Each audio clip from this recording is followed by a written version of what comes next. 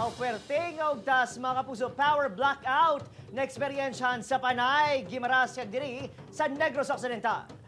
Kausa sang gulpiyada nga pagkadula sang supply sang kuryente padayon pa ang ginatumod sang NGCP. Ini ang gitutukan ni Thessalonia Ordales.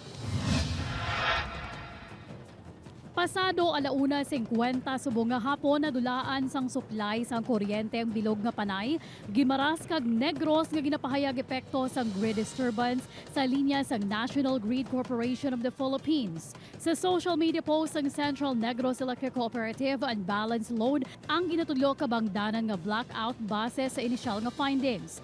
Samtang ang Aklan, Antique, Guimaras, Northern Negros, Capiz, Iloilo Electric Cooperatives nagahulat man sang pathag kag update halin sa NGCP kunanong kabangdanan sang pag-trip off kag iniestable nga power supply.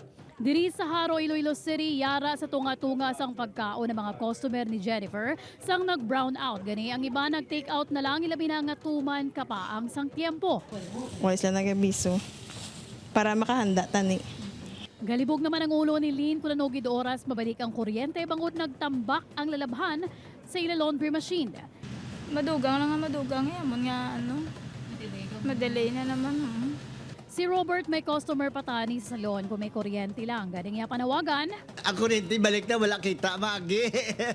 Sa karon nagapadayo na ang pag-check at pagpakig-angot sa NGCP sa electric cooperatives. Wala pa makapagwasa ang pathag ang NGCP samtang ginatumo na ginhalinan sang problema. Upod kay Romel Porquia, Thessalonia Ordales. 1 Western Visayas.